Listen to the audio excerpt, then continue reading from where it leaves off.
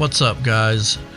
I went out and bought one of these QCA Dreamstar series hot tubs.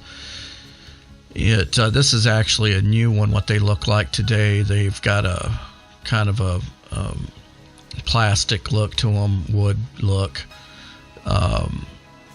The first series is like this. Here's mine, which is actually real wood for the siding on it, and it doesn't look too bad. The wood is pretty aged looking, but the reality of it is that when I went to pick this thing up, it was falling apart, and it actually pretty much the bottom of it corroded and fell apart in the truck as in transport, just trying to move the thing around.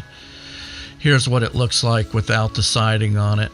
As you can see, the frame, which is just some 2x2s, they're all rotted, and they were, I mean, like I say, this thing was just completely rotten. And if you have the same thing, you know what I'm talking about. There's lots of leaks on this thing, and I fixed those as well. That's for a different video. There's lots of videos online on how to fix the leaks, but I just called the QCA down in Davenport and talked to one of the guys that actually designed this thing, and he kind of gave me some tips on how to rebuild it, and I'm going to pass some of that on and my experience with it to you. What you want to do is you want to flip this thing upside down on a piece of plywood, and I used a 5/8 piece of plywood. You trace out the oval shape, cut that out, make sure you sand your edges down. You want to make sure that it's uniform, because this is going to be really the basis for how sturdy this thing is. I took it and sanded down the edges there, you can see, and then you start and rebuilding them framing pieces. I use 2x4s rather than 2x2s. They're about 20.5 inches if I remember right. You got to cut out a lot of this foam and stuff and get the nails out and plant your screws. You're going to put it all together before screwing it completely down.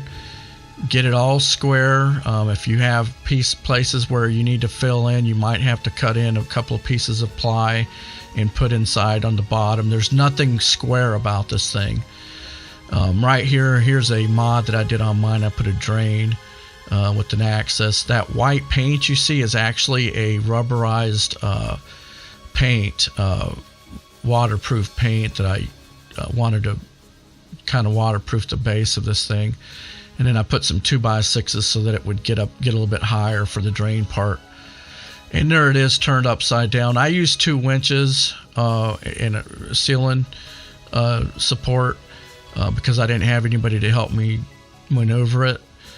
There it is back together. Now I'm experimenting with siding. I used a 1/8 ply finished veneer ply and cut that to size, and you can fill your hot tub up and soak those pieces of ply, and they'll bend a little easier.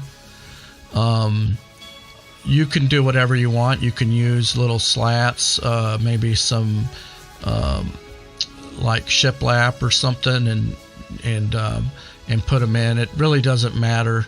That part is pretty easy.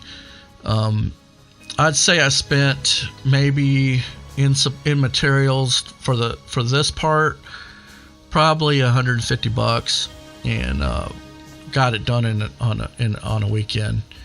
So it's not that bad. I took and I stained mine when I was done. Good luck with your project, and happy hot tubbing.